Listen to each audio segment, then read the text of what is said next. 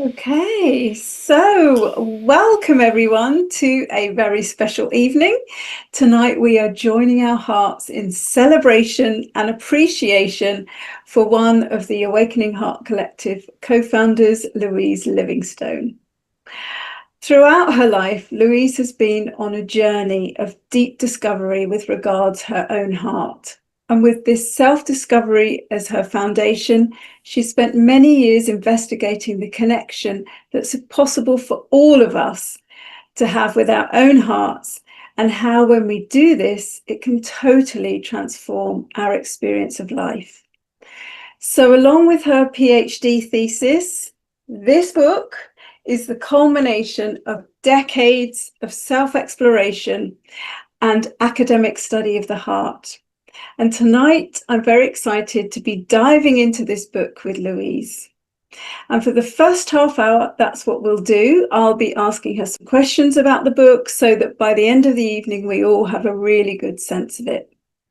Now, some of you already know because Louise has been saying, but sadly, Louise isn't feeling great this evening as she has a cold, which is such a shame.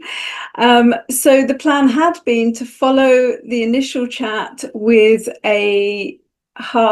with Louise leading a contemplation, a deep contemplation into the heart, so that we can all have a direct experience of our own hearts.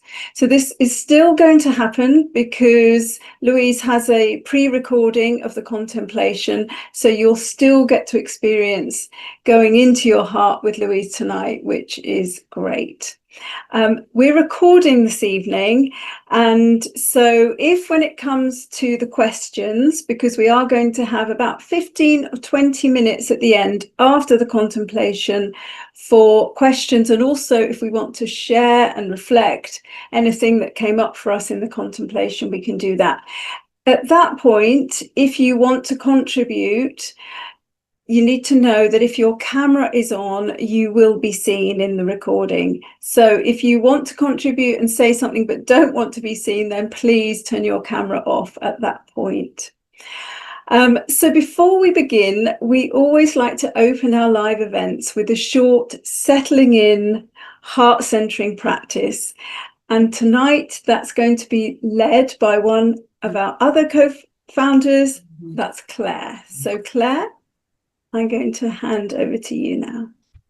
Thank you very much. So if we start this opportunity for us to connect again as a group, just by slowing ourselves down a bit, just bringing our thoughts and our awareness to our breathing, and just breathing in a few deep breaths.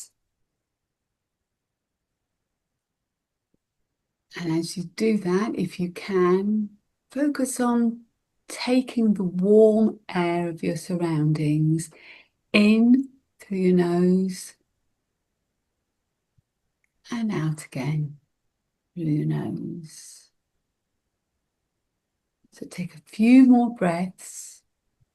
Find a rhythm that's comfortable for you.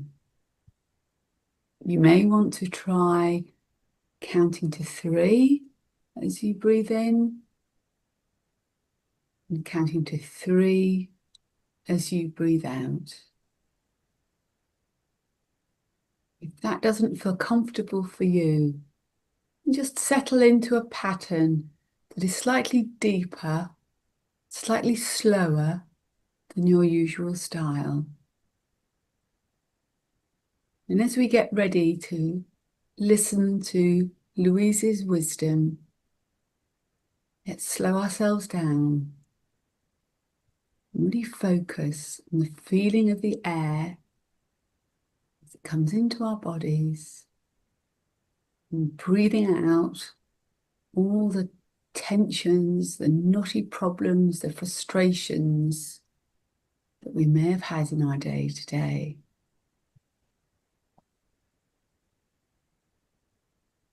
And now, if you would like to, I would like you to focus on your feet, and whether they're on the ground or on a sofa somewhere, just give your attention to them. If they are touching a surface, really feel the textures of the surface under your feet. Maybe you're wearing shoes or slippers. Maybe your feet are touching carpet. But really take all your attention down to them and through to the ground that you're standing on. And then moving your attention back up through your body, resting in your heart, moving out along your arms, through your elbow and your wrist, to your hands, your palm, your fingers. Maybe you want to touch your fingers. Maybe you want to consider how you've used your hands today.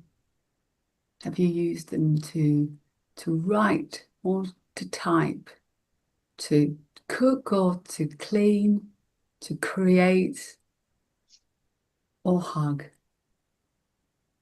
What have you done for yourself today where you've used your hands? And then return to your breathing again. Feel a gentle pattern in your lungs. Feel your rib cage moving in and out. And then focus on your heart, that amazing organ, that part of us that unites us all here, brings us together with our common purpose. And imagine that you inhabit your heart right here and now. Imagine that you are the center of your heart, and your heart, of course, is you. And then, after taking a few more breaths, just take the time to wiggle your toes, wiggle your fingers, move your shoulders back just a little, and open your eyes if they were closed. And take a moment to look at the people who are joining us today. And if their camera is off or their camera is on, send everyone love. And I'll hand back to Liz. Oh, thank you, Claire. That was lovely. It's so nice to just bring our attention inwards and just focus on the sensations within our body. And it's such a great way to just come into the present moment. So thank you for that. And as I said at the beginning, Louise has been on a deep and at times very challenging journey with her heart. And her personal story is fascinating. It's a story of heart healing on a physical level, but also on an emotional and spiritual level. Now, tonight, we're not going to go into great depth regarding Louise's personal story, although we may touch on it at certain points. But I wanted to let you know that I recorded an interview with Louise a few months ago and uploaded it to the Awakening Heart Collective YouTube channel very recently. So if you want to get a bit more background and learn about Louise's personal story and what led her to write this book, then I really recommend you check out that video, and I can send a link in the email when I send you the recording link of this evening. So let's begin. And so first of all, Louise, a Very, very warm welcome to you. Thank you so much for being here, particularly as you're suffering a little tonight with a cold. I know I apologize in advance for my croaky voice, maybe a few sniffles, and sometimes maybe a coughing fit. So, but I've got everything around me. I've got my honey and my cough sweets, and so I hope it's going to be okay. It will be. It will be perfect. So thank you, Louise. So we've got half an hour to have a little chat about the book, and I've got a lot of questions, and I'll start with those, and then we'll just see where it flows to. Yeah. Let's start with the title. So the title is The Heart Sense Journey, Your Heart's Invitation to Deeper Living, which is a really lovely title.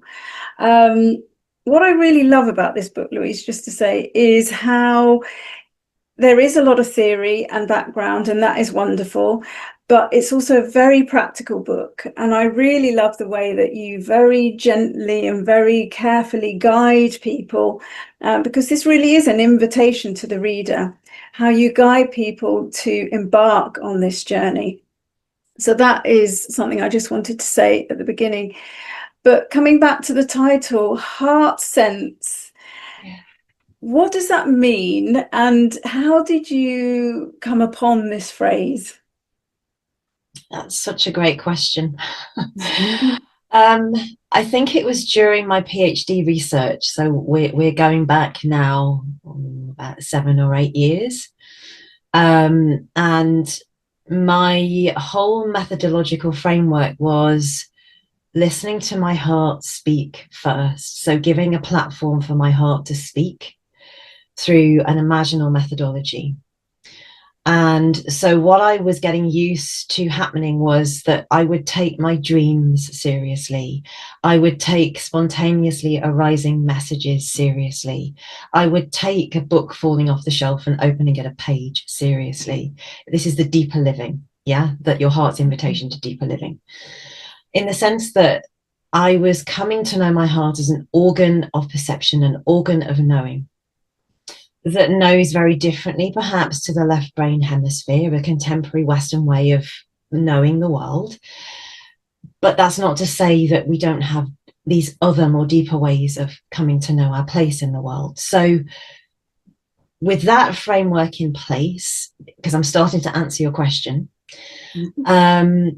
I would start to hear over and over these words: heart sense, heart sense. Heart sense is common sense. My heart kind of speaks in 4 words sometimes. Very, very often I get 4-word messages.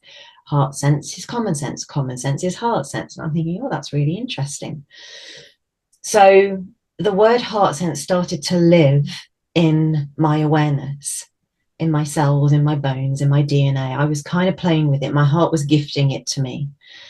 And then I found a book called Heart Sense by a lady called Dr. Reeves. And so I thought, gosh, well, that can't be coincidence either.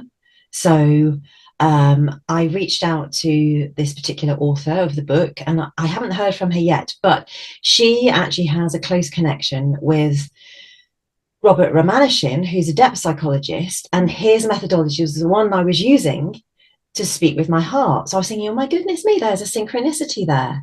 So when things like that start to happen and I get tingles, I know that that's my heart's way of speaking to me and offering me its guidance, its words, and what it wants to manifest through me in the world.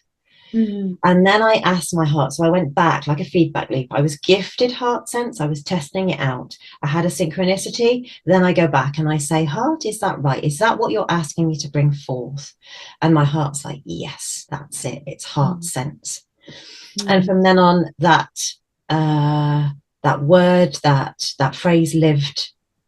And that was what I came to know the work as. Does that make sense? Yeah. Complete sense. And I will talk to you and ask you a bit more about how you actually receive those messages. You say that you hear words. We'll come back to that. Before we do, I just wanted to talk about, because chapter 6, if I just go to the page in my book here, you introduce us to 7 foundational principles of heart sense. I wanted to, and because you say that these are principles that underpin the heart sense journey, and I wanted to hone in on 1 or 2 of these. Yeah. So the 5th one, because I want to really start to think about what the heart is, what in your journey of discovery, you know, what is it that you've come to conclude about what the heart is and what its purpose is. Number 5 of those 7 principles, you say the heart is the gateway. You say it's through your heart that the creative impulse can move and express itself in its living wholeness. So what I wanted to ask you is, what is the creative impulse? And I know that's quite a big question. And how is it, how does that creative impulse move and express itself through the heart? Okay. Can I just go back as one step before I answer that? Yeah, of course. Because I think what I want to impress upon anyone who's listening to this and everyone here today is that this journey has not been linear. It's been spiraling.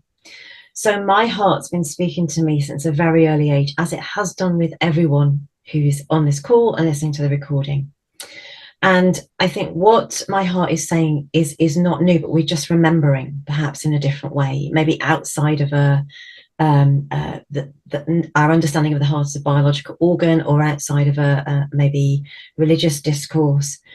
But what I want to say with these sort of 7 principles is that they were sort of there in a nebulous form as I was researching my PhD, but they never actually came through in their concreteness until I started to do this work with groups, and then started to put shape to the words that the heart wanted me to the book that my heart wanted me to write. So I just wanted to take a step back there, because people may go to my thesis or research and say, well, those 7 principles aren't there.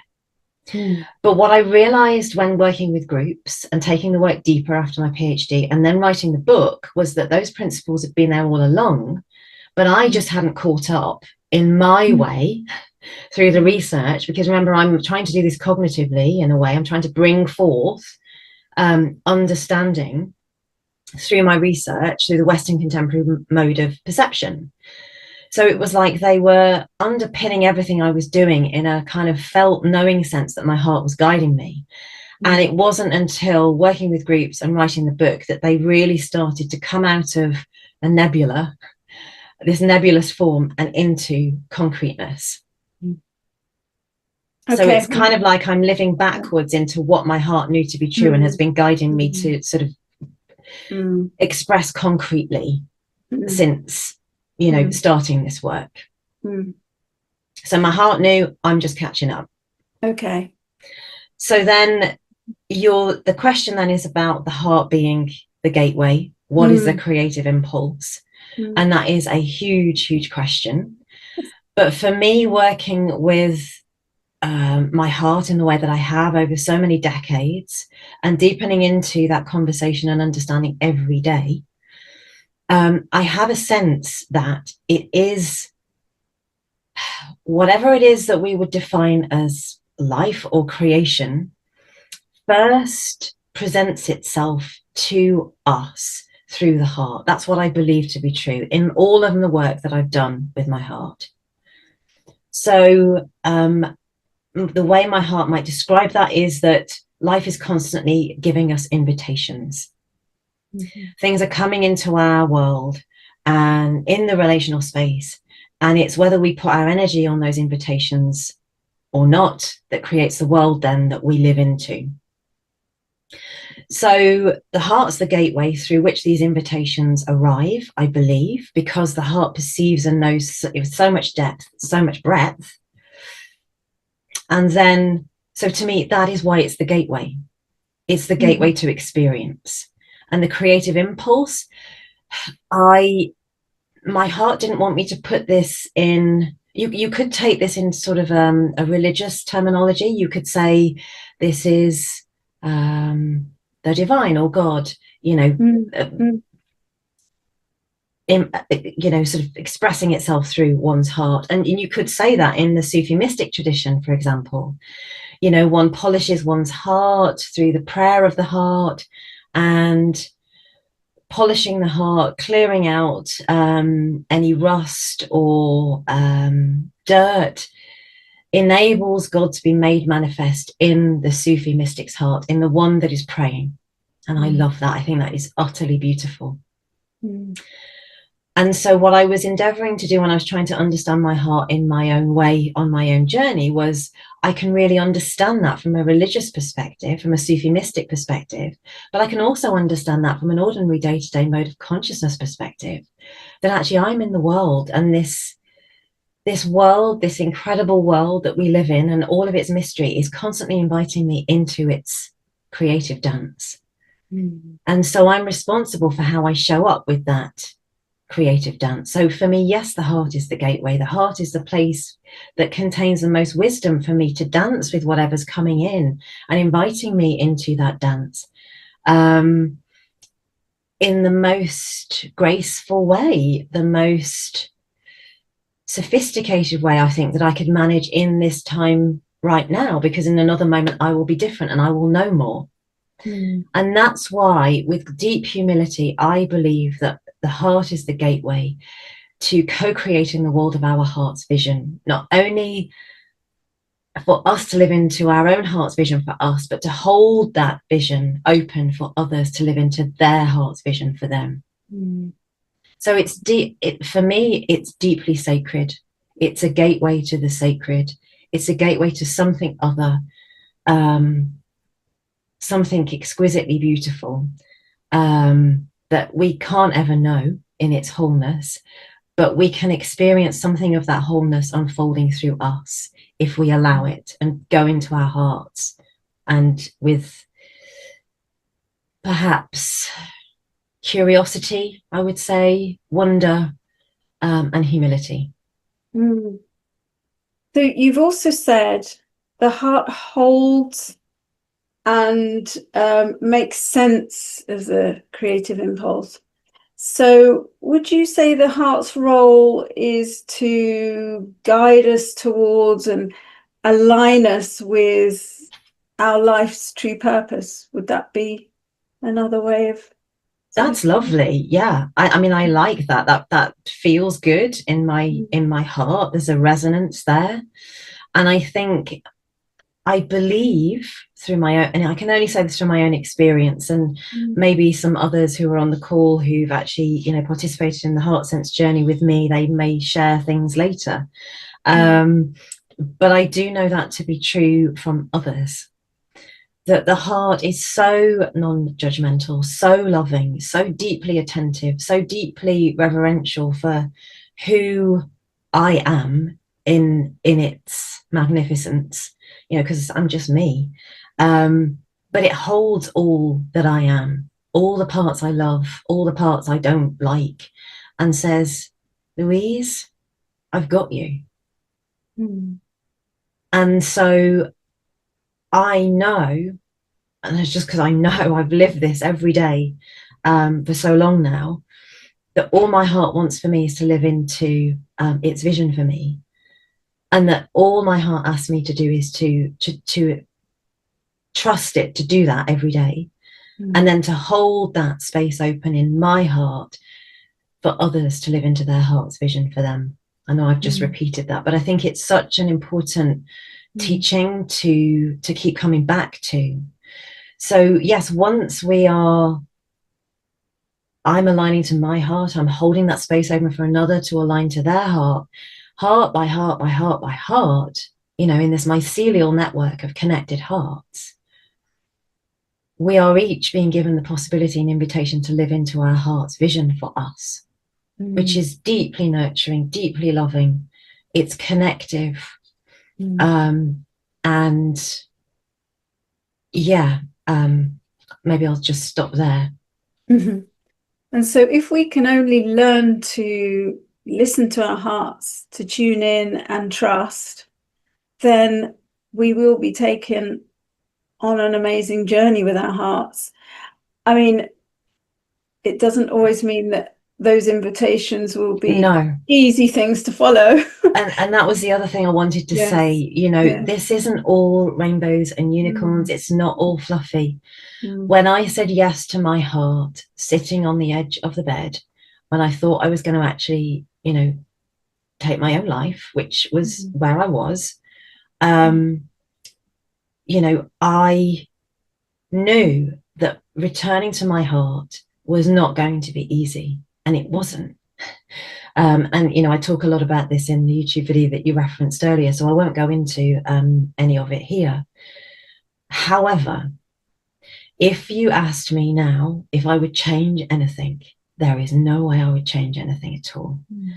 Because to be with my heart in the way that I am now, my guide, my elder, my ally, my guardian, I wouldn't change any of it for the world. My life has transformed beyond measure.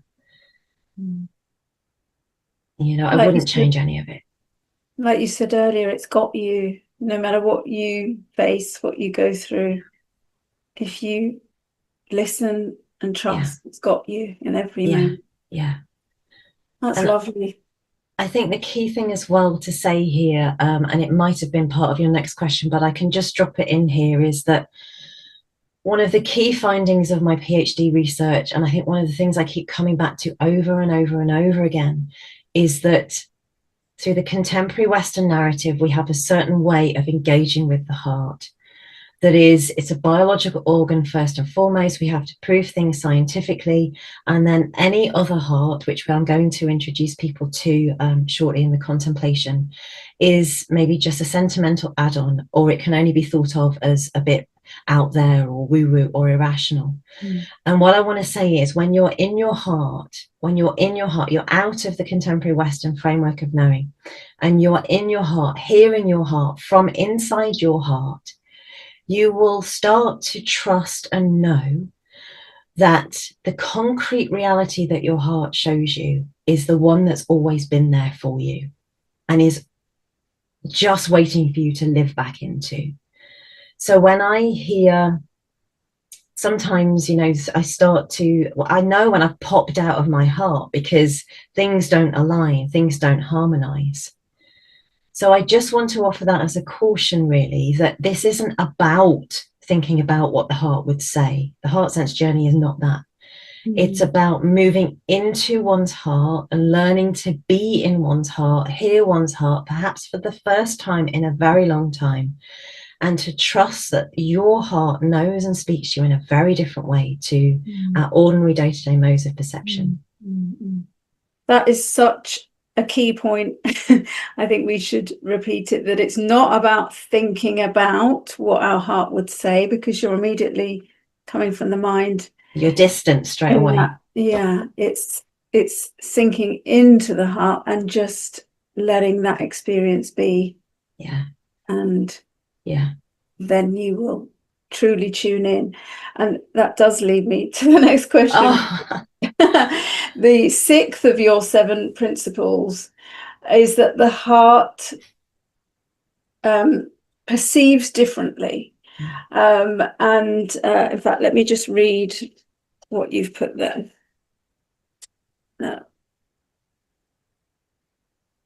So you have said, life born of the creative impulse speaks in a language far richer than words. So what I wanted to ask is, what exactly is the language of the heart, and how do we tune into it? And do we all tune in the same way, or do we get different experiences of the heart communicating with us? Again, I can only speak from my own experience and perhaps some of the experiences of my students and participants on the heart sense journey. But for me, it's and I know other participants have said this, it's moments of synchronicity. It is dream imagery, you know, repeated dreams. You know, that's the colourful, sophisticated language of the heart. It could be memories, spontaneously arising thoughts, obviously feelings, emotions that arise, learning how to hold all of those that are coming up without actually letting them go and project them as a story into the world when they're not quite ready. And so holding them in the alchemical vessel of the heart, you know, so for me, the heart is deep intuition, deep knowing, dreams, reverie, spontaneously arising images, phone calls, synchronicity. It's that whole thing. The way that the world speaks to us in its rich language, because it doesn't necessarily speak to us in the way that you and I are speaking. You know, some people communicate with trees and the trees have a conversation like you and I are speaking, but sometimes when I speak to trees, I'll speak to trees through my heart and I'll get an image, or I'll get a song pop into my head, but I'll know it's meaningful. And that's the other thing to say as well. It's a co-creative partnership between you and your heart's way of speaking with you in relation with the world. So there's you who also has to be willing to take up what your heart's gifting you in conversation with the world. So again, it's being willing to trust and take things up through your intuition, through your deep knowing, through all the ways that I've just spoken about, taking them seriously and following where that meaning may take you. Because if you don't do that, the conversation's closed before it's even started. But that doesn't mean to say that then you have to just take that and just, that's it. No, this is where the mind comes in. You know, this is where the partnership between the rational intellect and the critique comes in, which is what I did in my PhD research. So I got the dream first, or the deep intuition first, or the synchronicity first. And then I'd take it up as meaningful, but I'd explore texts and see where there were synchronicities, where there was parallels. If there weren't parallels, I would explore them and deepen into them. And in that relational space, my mind and my brain were working together in harmony. So I could deepen into the messages that were being offered to me by my heart in conversation with the world. And that then leads into your question about your heart's invitation to deeper living, Liz. Because when all the parts of yourself are being gifted an opportunity to come to know your place in the world, in their wholeness, you have a deeper experience of being in the world. And it's far from woo-woo. It's actually even more grounded than just trusting a very narrow framework that actually strips a lot of the meaning out of our experience of life itself. Yeah, also really important, isn't it? Because we tend sometimes, particularly those of us who are very interested in the heart, to put the mind aside and think that it doesn't really have a role in all of this. No, it does. Of course it does, doesn't it? Yeah. You know, the insights, those flash intuitions come to us through the heart, but then we can put it into context, we can understand it. That's and you know, really put it into context for us through using the mind. So yeah, I mean, you know, the heart is the place of relationship. There is no way that the heart that I know to be true would eradicate any other part of me as Louise. It would bring in everything, and it does. You know, in the latter part of the book, you know, there are 7 chapters dedicated to how to put this philosophy, this metaphysics, into practice in your everyday life. So it's the relational space. Of course, your heart wants a relationship with your mind. Of course, you know, it would encourage the mind to have a relationship with your heart. And you say, Liz, as well, I quote you in the book, our heart is the master connector. If there is any part of your life that is feeling divided or separated, that is not coming from the heart. It is not, because that's not the way the heart works. Absolutely. Thank you. So on your journey, Louise, you've discovered different forms that your heart takes. In fact, I think you say so far and maybe there's going to be more, you've discovered 13 different forms of 13, your heart. yeah. 13. 13 or 30? 13, 1 3, yeah. There may be more, but right now it's 13, yeah. And you focus on 5 of those in the book, which I do. I've listed here. First of all, sacred vessel, the heart being a sacred vessel. Secondly, the physical heart, then the emotional feeling heart, the symbolic heart, and the spiraling heart.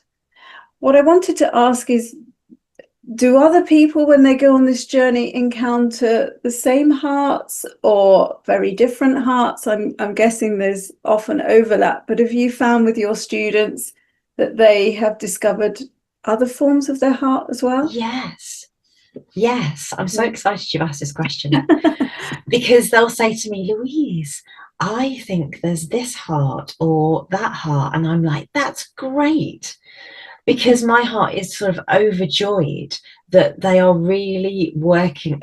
My heart knows then that they're working with the heart sense journey, because for the heart of the heart sense journey to be prescriptive and say there's only 13, that's not the heart of the heart sense journey. There are so many other hearts that my heart and I would be encouraging anyone who's done the heart sense journey to go out and to deepen their own relationship. That tells me their relationship is deepening with their heart. And that's brilliant, because they can go out then and share that journey with others, because this is about awakening the mycelial network of hearts. So we can, you know, envision, bring into being a heart-led world. So yeah, there are lots of other different hearts that my students, my participants on Heart Sense Journey are engaging with and deepening into, which is fantastic. Yeah.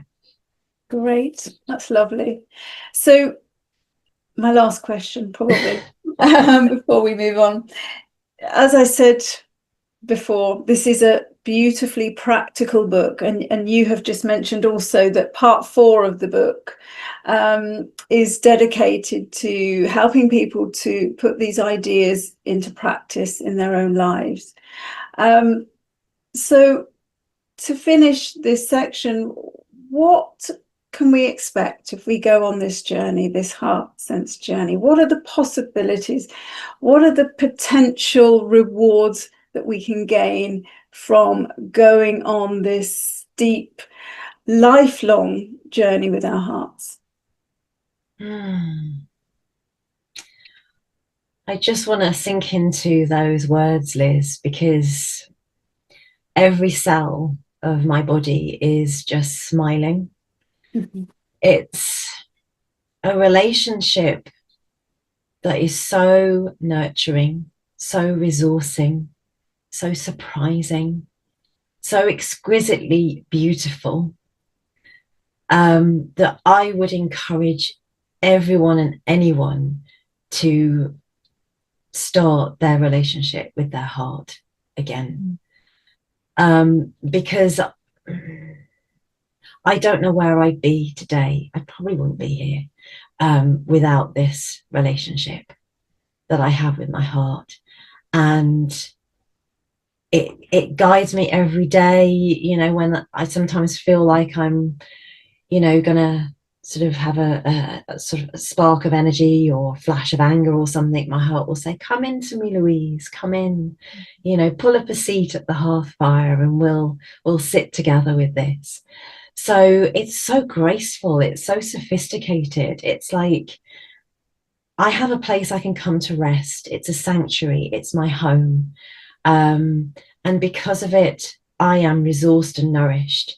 And because of it, I'm also the best person I can possibly be in this moment, in my relationships in the world. So it's a kind of a win-win. And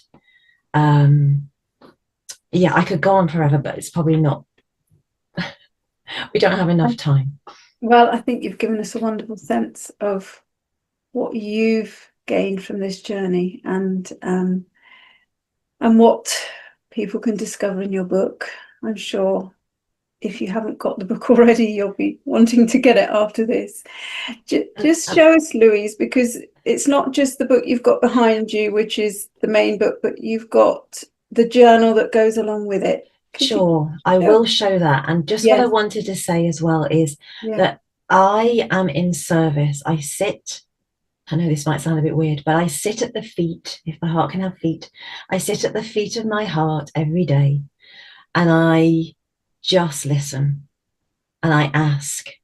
So the book, everything really, my whole journey is in service to bringing shape to my heart's words. So it's a book of the heart, channeled through my heart, yes, shaped with my words and some of my experiences.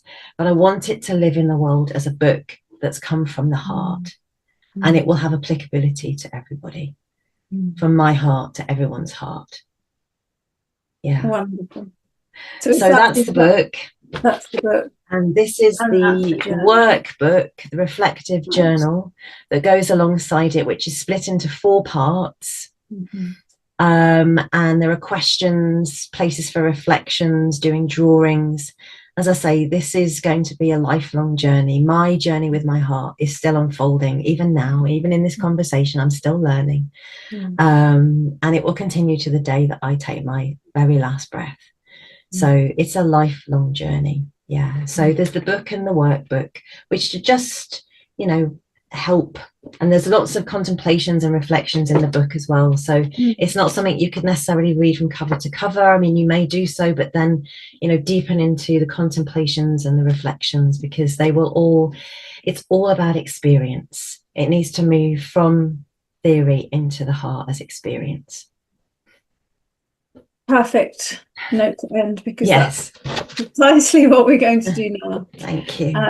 With your recorded contemplation. So thank you, Louise, for answering those questions and giving us all of those insights. You're welcome. Jay, I think you're going to set us up now for the so I'm going to do the contemplation now. So let me just get that sorted, and thank you, Liz. And then hopefully, because I can feel I'm going to have a coughing fit, so it's come at the right time. So let me just share this. And so just inviting you to just make yourself comfortable and get ready for the contemplation.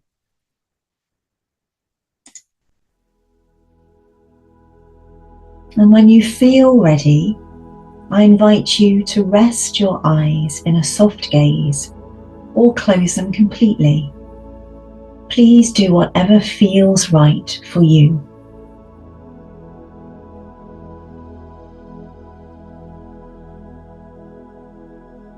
And if it feels comfortable for you, you might wish to place your palm or your palms over your heart and breathe slowly and rhythmically into and out of your heart space.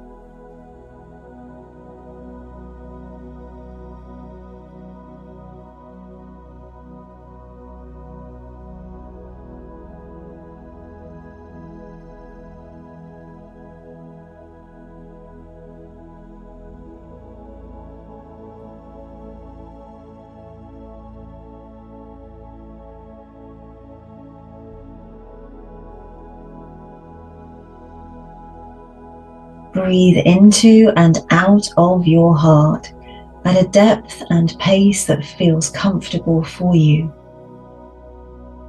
Just becoming aware of drawing your breath down into your body and into your heart. Becoming more conscious with every breath that you are taking in the life-giving breath that the earth gifts you. With every in-breath, you receive and take in this amazingly complex, mysterious, beautiful world and all of its interrelations.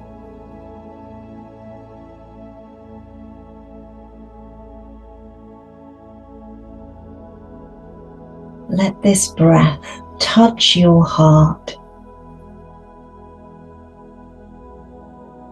caress and soothe your heart. Awaken your heart.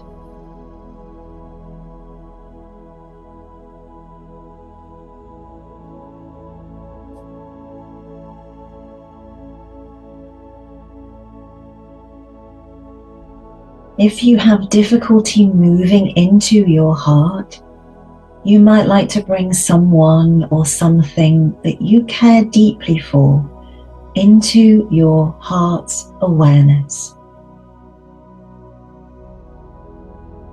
This could be a beloved animal companion, a partner, or a place that holds fond memories for you.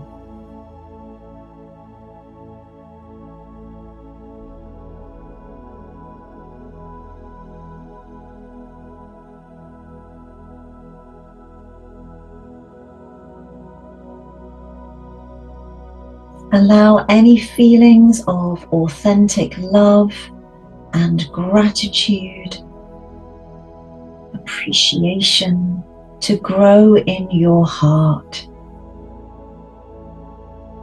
as you continue to bring another that you care for deeply into your heart's awareness. Let these feelings grow and fill your whole heart, feeling yourself nourished, and let all these feelings spill out into your entire body.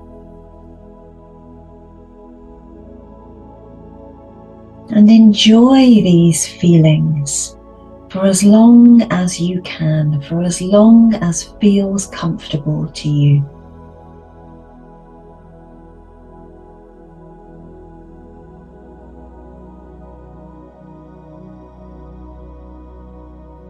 As you continue to focus your attention with every breath in your heart.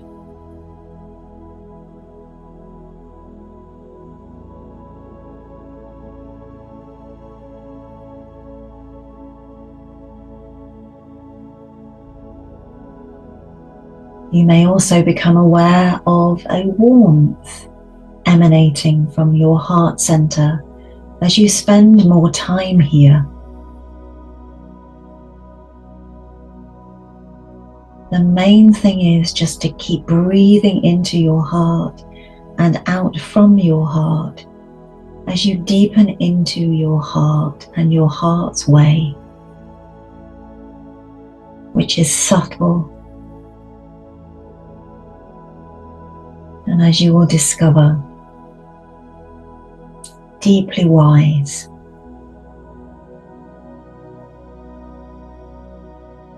Just spend a few more minutes here in this space, taking in this precious time with you and your heart.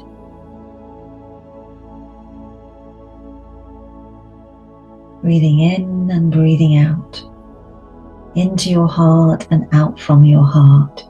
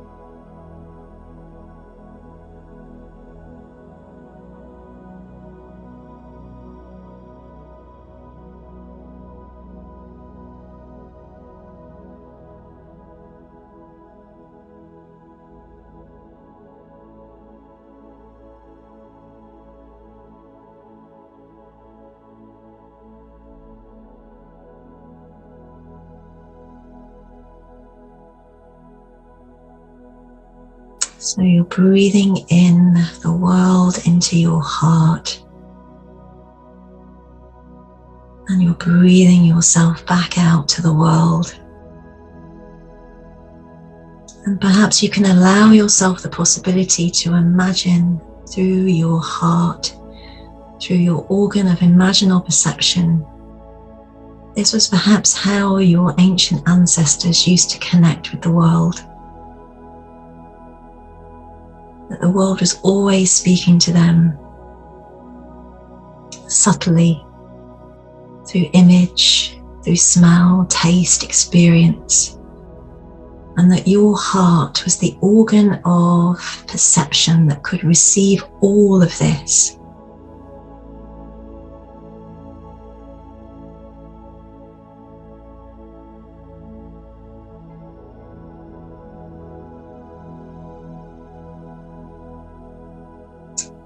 And so now what we're going to do is to meet your physical heart and appreciate your physical heart. And so just focusing your awareness on your heart and bringing into your awareness your physical heart. I'd like you to appreciate that this beautiful heart that has been with you for such a long time, since as early as 16 days after your conception, has been beating for you, with you, alongside you, as your friend, as your companion,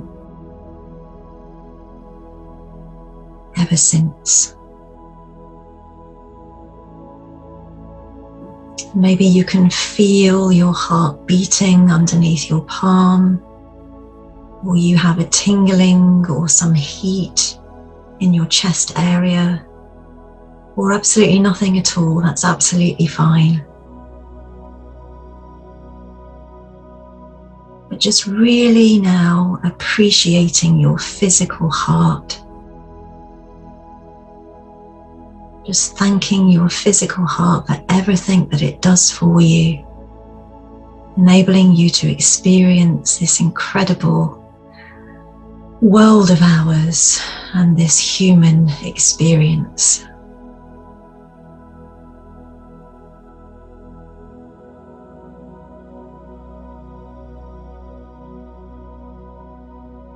So thank you to your physical heart.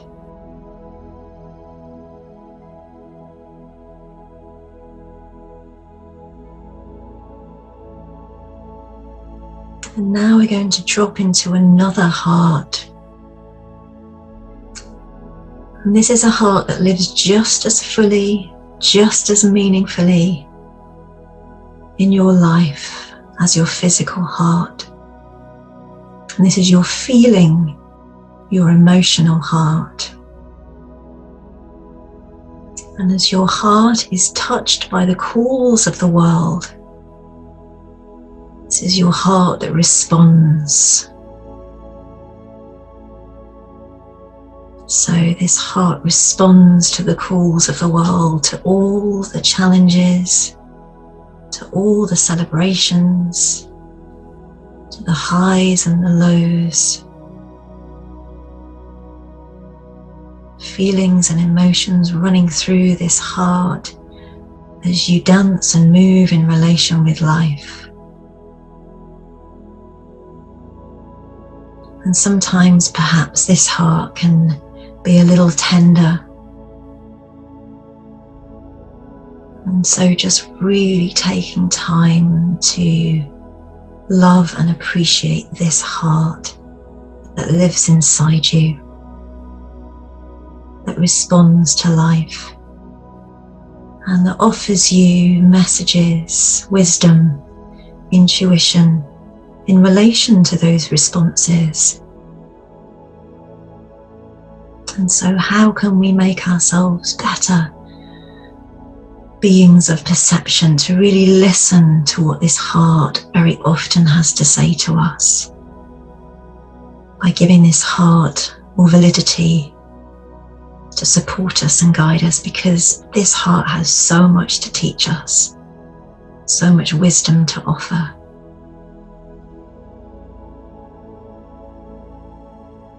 So thank you to your feeling and your emotional heart.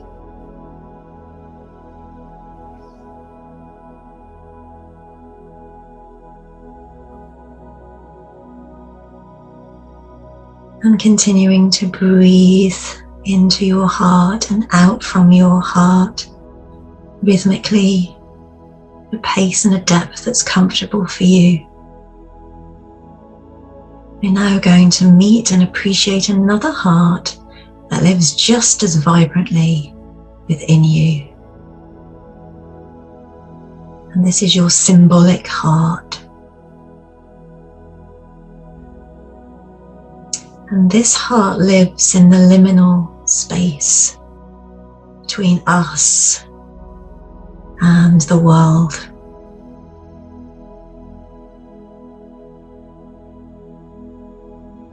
This is a heart that speaks to us through dream, intuition, deep knowing,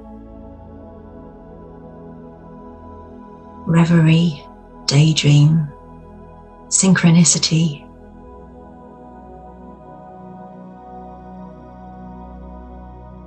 Maybe you're out walking one day and you look down and you see a heart-shaped pebble on the ground, or a heart-shaped cloud in the sky, whatever it is that makes meaning for you in your life. This is the heart that speaks to you from the liminal realm, asking you to take notice.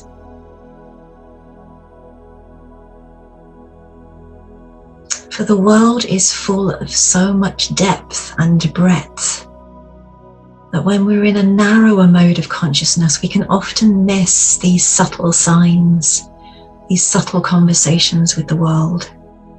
And so our symbolic heart, when we invite this heart into our life and give it the possibility to live, can help us to start to have that conversation.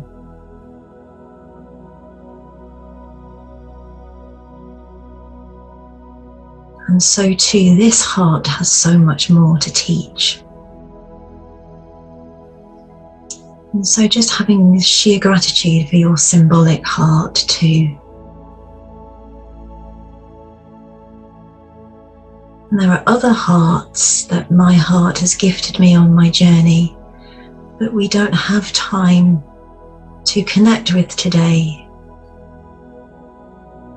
But just to appreciate by name these hearts is enough. So let's just appreciate your ancient heart that connects you to your ancient ancestors and connects you across time through your heart. Your Gaia heart that connects you to the heart of the earth. Your courageous, your authentic heart. All of these hearts are true and real hearts, and each have so much to teach. But for now, it's enough just to acknowledge them and appreciate them. And just open yourself out to the possibility of these hearts making themselves known in your life, maybe beyond this session.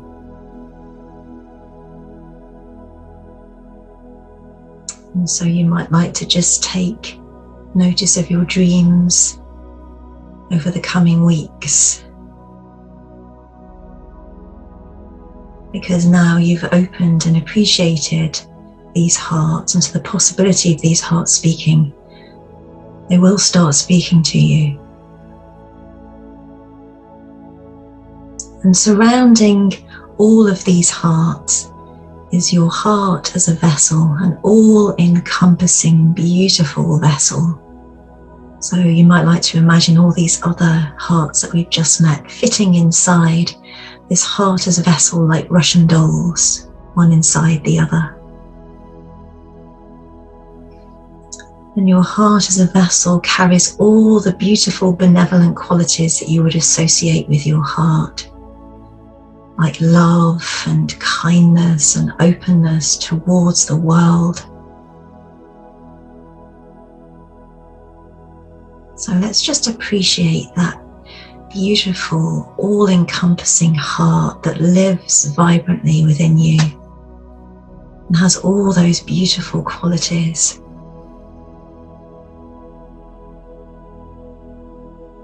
And you might just allow your heart just to send out so much love and gratitude towards you. Allow yourself to be held and loved by this heart that supports you always and loves you.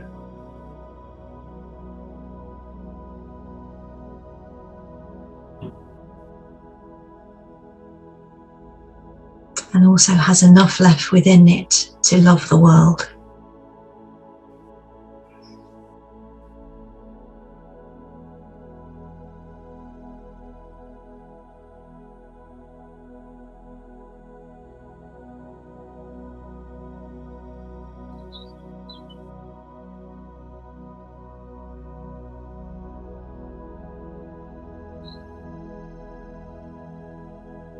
So, again, just focusing on your breath, breathing into your heart and all the different hearts that you live within you, that we've just opened ourselves to the possibility of connecting with. If it feels comfortable, you might like to just leave an invitation within you, within your heart, just to invite your heart, whichever heart wishes to speak to you, to make itself known to you, either today or in the weeks following this session. But just leave a possibility of an invitation to begin a conversation and be open and curious as to where this journey may lead you. Because your heart has been waiting to have a conversation with you for a very long time.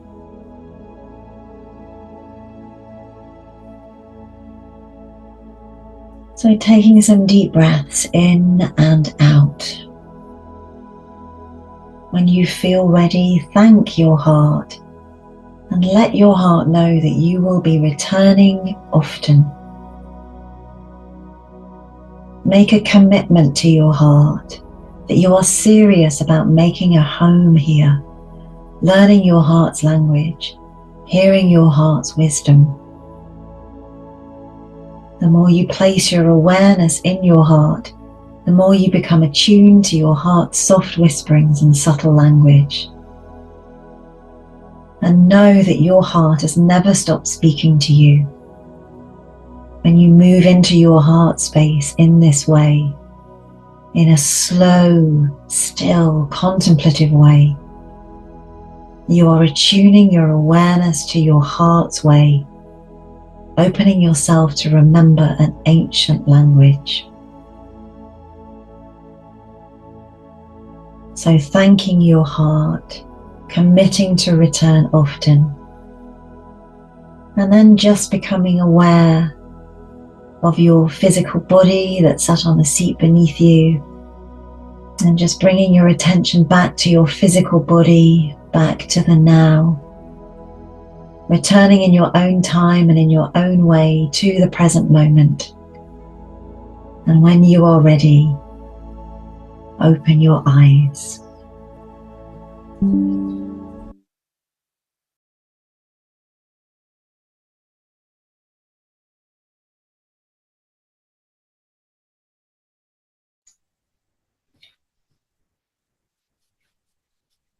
Thank you, everybody. You might just like to rub your palms together if that feels right for you. You might just like to really focus on the soles of your feet. Imagine, visualize, feel, or intend that you have roots growing out the soles of your feet. And you might just like to silently say to yourself, ground, ground, ground, just 3 times. And then just thanking your heart. Maybe just taking everyone in on this call as you return to the room. And thank you so much for being part of this contemplation. Thank you, Louise. That was beautiful. I think you're muted, Really. Liz. Oh, Oh, no, hang on. I think it might be me. I don't think I'm muted. No, it's me. It's me and my, yes, it's fine. So, oh, that was just beautiful. And I hardly want to break that spell. But we're going to open the floor now and see if anyone wants to either share something that has come up for them, maybe while we were speaking, Louise, or during that beautiful contemplation. So perhaps a sharing if anyone feels inspired, or a question for you about your work. Yeah, thank you, Liz. And Yeah, if you want to raise your hand using the button, you can, or just wave at us and we'll unmute you. And just to remind you, if you don't want to be on camera, don't want to be in the recording, then turn your camera off before asking anything. It's Claire, actually. Oh, Claire. Thank you, Louise. I think of it. It's just so hard getting our head back into the space, isn't it?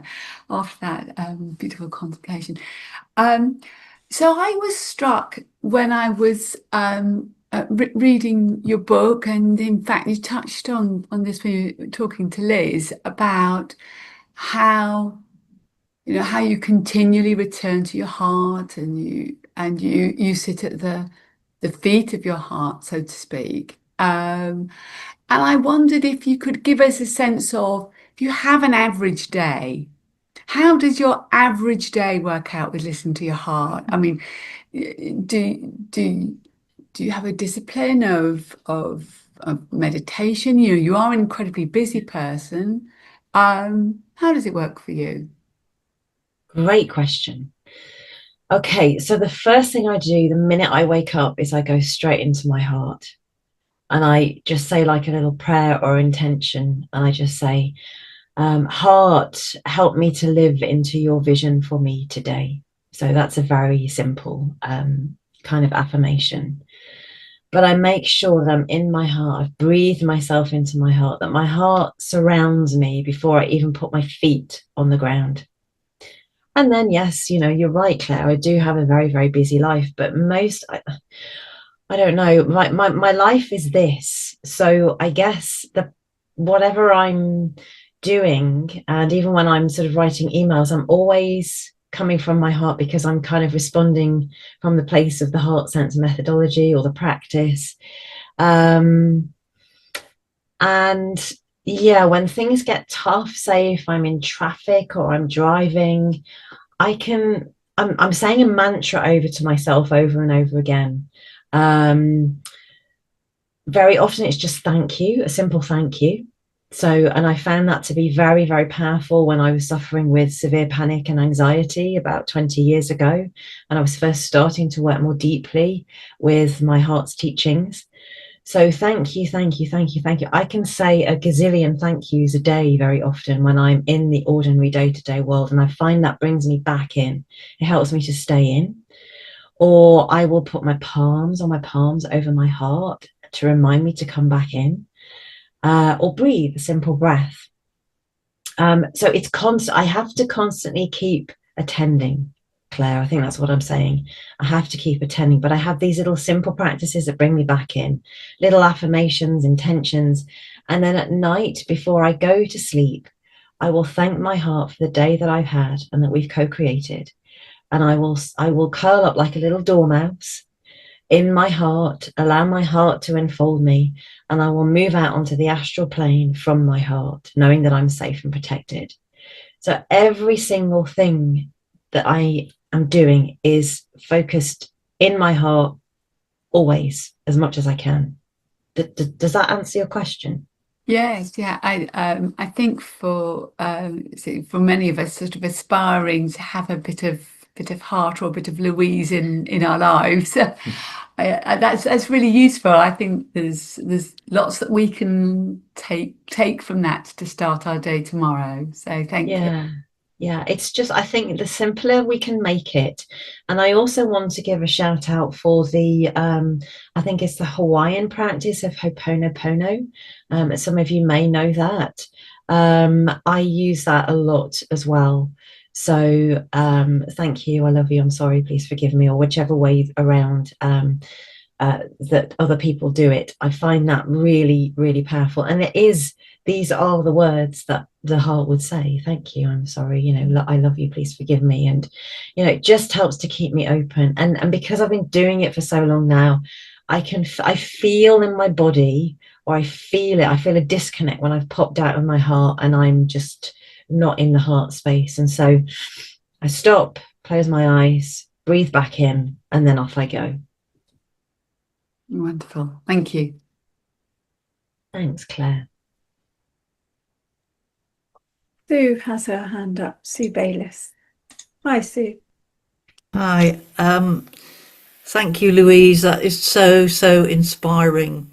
I've got a question, but I've got a little bit of sharing first. Yes, please. I've been very involved, well, not very, but reasonably involved with heart math over the years, kind of thing, and was very interested in how there's an intelligence in the heart. I think what you're talking about is a lot more than that, but however, it was a good kind of intro. And I did an experiment at a conference, an NLP conference I was presenting, and I had about 200 people in the audience, and these people hadn't had any contact to heart math or anything of that ilk. And I asked them to think of a stressful situation, to give themselves some advice from their head. And then we did a little heart breathing exercise to get in touch with the heart. And then they wrote down the advice that their heart gave them. This was about 200 people. And without exception, they all had a much more empathic, kind, and global response from their hearts. And I can remember, I'm getting them now, I just got goosebumps, because that was just so stunning, just to do that on people without any preparation or prior experience. So I think our hearts are much closer than we may realize, I suppose. And I think that's a very positive thing, that actually, as you're saying, Louise, the heart is waiting for us to say hello. You know, it's there, it's waiting. And I just wanted to share I'm sure most people know this one, but the quotation from Saint-Exupéry's book, The Little Prince. It's only with the heart that one can see rightly. What is essential is invisible to the eye. I just think that's just kind of so lovely. And my question really is from a title of a book by Charles Eisenstein. He wrote it some years ago. The more beautiful world our hearts know is possible. And you've talked a little bit about a heart-based, heart-led world. Would you like to share with us, Louise, one or two ideas what that would look like, how that would be different from the way things are today if people were living from their hearts? It's a big one, but I think it would be inspiring. What would we notice? Wow, that's such a big question, Sue, and it's an amazing question. And maybe I just speak from my own experience again. Just, we would notice that the world isn't necessarily against us, that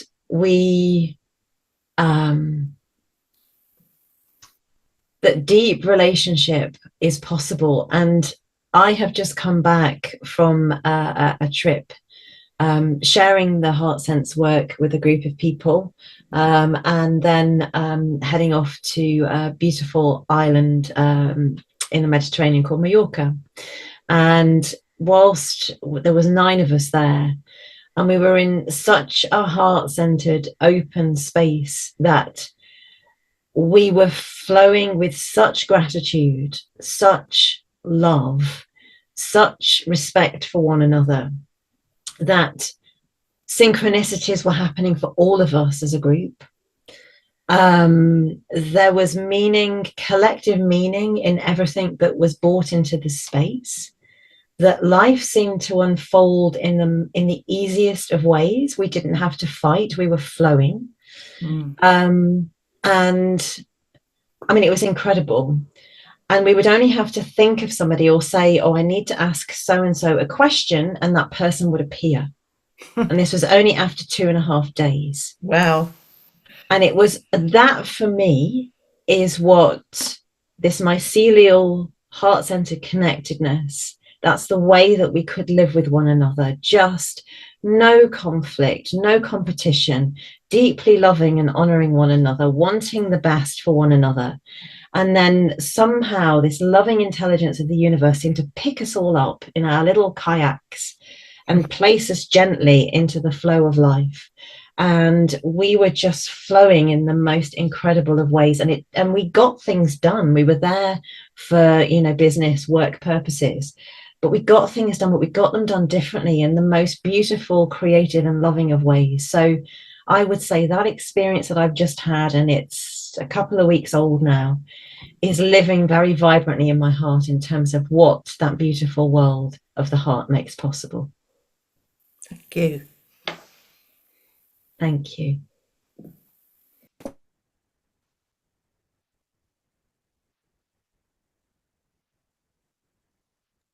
It's wonderful to think that we can create this now, isn't it, Louise? It was happening. It was actually happening. It was exquisite. I have no words. It was phenomenal. And we all were just amazed and equally just longing for this world that was actually happening. It was concrete. It was in our reality, and it was possible. It was here. Yeah. I mean, we look out at the world and it's so troubled in so many ways. And sometimes it can feel like it's going to take centuries and centuries for things to settle down and for people to wake up to the power of their hearts. And maybe it will, but it's also lovely to know that we can create a little bubble of that now.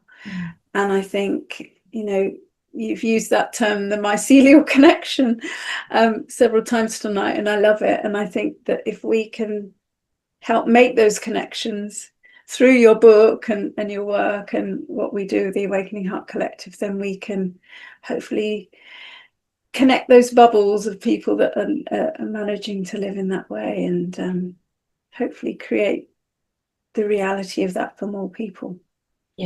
Yeah, that would be amazing, and it's every single heart is inviting everybody into that co-creative vision.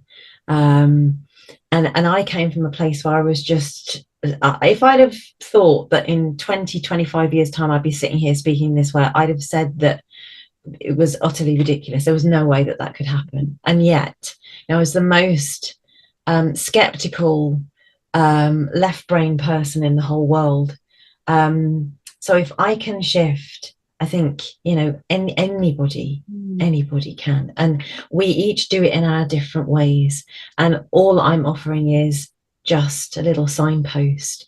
And your work is so important as well, Liz, and everyone else on this call. They're all doing it in their different ways. Heart math is brilliant, incredibly important.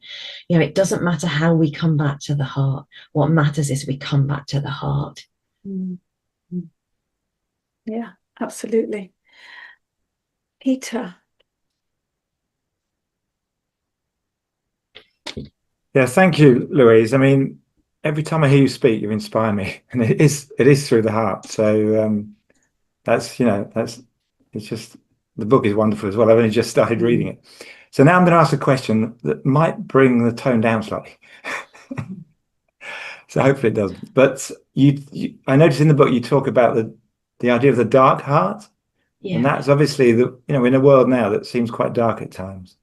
And I know you don't believe there is a dark heart? No. Maybe you could explain, because a lot of people talk about darkness and cold hearts and hard hearts. I'm only okay. I can only speak from my own experience, but the heart that I know to be true could never be dark, could never be hardened, could never be cold. The energy that enters it could be I think is that's where I think we're speaking from. The heart can hold everything. So it can hold difficulty, it can hold trauma, it can hold heaviness and darkness. But that, I think, if you conflate that to be the heart is dark, or somebody's got a cold heart, or they're hard-hearted, I think that's a misstep that's made through a Western contemporary framework of knowing. That's my firm belief. Because when you get into the spaciousness of the heart, and its reverence for all, and its reverence for, you know, what's happening in the world, that is not the heart. That is the heart sitting with this darkness, these challenges, but that doesn't equate the heart. So I really feel there's a conflation happening there, Peter. And that's why I don't believe that the heart can be cold-hearted, hard-hearted, or any other of those things. But the energies of that. Can it be closed in the sense that it's not listening? No, because I think, again, when I wasn't listening to my heart was constantly talking to me. And what was actually stopping it was my Western contemporary framework that actually thought, well, my heart, A, can't speak to me, and B, it's just a biological organ. You see, so when you're actually sitting in your heart and asking those questions to your heart. So I think what I'd love to do, and maybe we could have another session on this, is everyone here on this call, and you, Peter, and me, maybe we could go into the heart and really ruminate, really contemplate. Heart, can you be dark? Can you be hard-hearted? Can you be closed? I know what my answer would be, and it would be, the heart only seems to be closed because there is some framework stopping it from reaching out and speaking in its wholeness to me. So there's a conflation and a framework that actually closes it, and some people perceive that then it could be, you know, hard, cold, or heavy. Could it be a fear of the heart as well? Fear of what the heart might? Yeah, but then that's not coming from the heart. No, from the other part of the. But yes, mind, it could be fear. And I mean, I also believe that I was closed off to my heart, which is why my heart had to keep screaming louder and louder and louder through all kinds of physical awful things, arrhythmias, cardiac arrest, you know, the whole shebang. It had to really make me listen, sit up and take notice. And yes, you can be closed through fear, but the fear doesn't necessarily originate in the heart. So this is where the teasing out, the nuance of the heart work, this is what I try and bring people towards, or help people to feel safer in their heart, so they can actually work out, well, actually, what am I conflating with the heart? What is it actually that's arising through a preconceived idea of what the heart is? And how do I start to really listen and hear the heart in its wholeness, and start to work with some of the fears that may never have originated in the heart? They may have come through trauma, landed somewhere else in the body, and they've got conflated. And so it's a very delicate, this is why I say it's going to take a lifetime. It's a delicate teasing out of what all these things are and why we react in the way that we do. But the heart has enough patience and enough expansiveness to hold all of that whilst you're working it out. Thank you. That's interesting. Thank you, Peter. Great question, as always. Sue has said, Louise, that surely cruelty is when the mind is disconnected from the heart. So is a lot of the problems that there is that disconnect. Sorry, I've got a dog barking. Apologies. A lot of the issues come up when the mind and heart have disconnected. Yeah, because if you were in your heart, it was like I was talking to Peter before we all came online, you know, we would be considering how we were being in the relational space with others. You know, if the heart for me is sheer love, attentiveness, reverence for all and everything, even feelings and thoughts I have coming up, even perhaps anger or irritation sometimes. My heart has love for that. So cruelty doesn't originate in the heart. It's from somewhere else. It's a projection. It's an unresolved something, energy that's landed somewhere in the body that the heart can hold and be with and let it speak, because it needs to speak. It doesn't need to be cut out. It needs to be heard. It needs to speak, and it needs to relieve itself of its own trauma so it can be loved into transformation, so it can go on its own journey. And that's how I understand all these energies that are constantly inviting us into the kind of co-creative dance, if you like, of life. The heart is an alchemical vessel for me. That's why I say it's the gateway. It's a portal. It's an alchemical vessel where every single thing that we have in our lives that we wish to transform can be held and turned into gold. That's beautiful. Thank you. Are there any other final thoughts, comments, questions?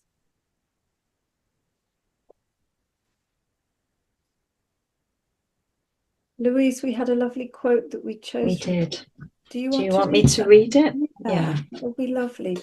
So we'll end with a quote, and yeah, from my heart to yours, to everyone who's here on this call, and Liz for holding the space so beautifully, and to Peter and Claire and all the audience here.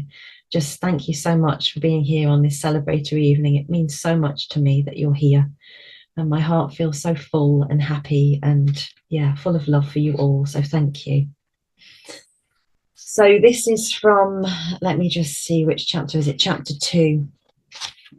Probably would help if I put my glasses on as well, because I was just thinking I can't see a thing. There we go. When you are truly living in your heart and listening to your heart's guidance and wisdom, you come to the realization that heart knowing is primordial. It is a way of knowing our place in the world and of being in the world that is hundreds of thousands of years old, an integral part of our species since before even the birth of language.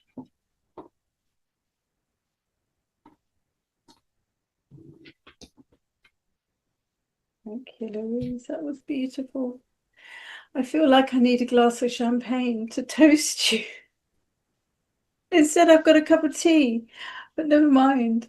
I want to just say that I feel so honoured to know you and to be working with you. And I know that Peter and Claire also feel so honoured that you are part of the Awakening Heart Collective with us. So thank you for all you've done and this wonderful book. And I'm sure all of you, if you haven't got it already, will be dying to get hold of it. So yes, I want to thank you, Louise, for your time tonight, especially as you haven't been feeling well. So get well soon. Thank you. And thank you all for joining this evening. It's been a real pleasure to have you here.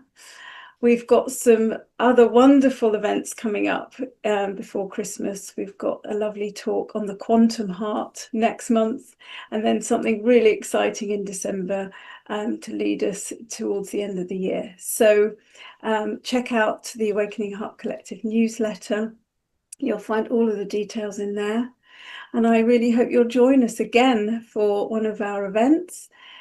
And don't forget to take a look at Louise's video if you want a bit more background on her story.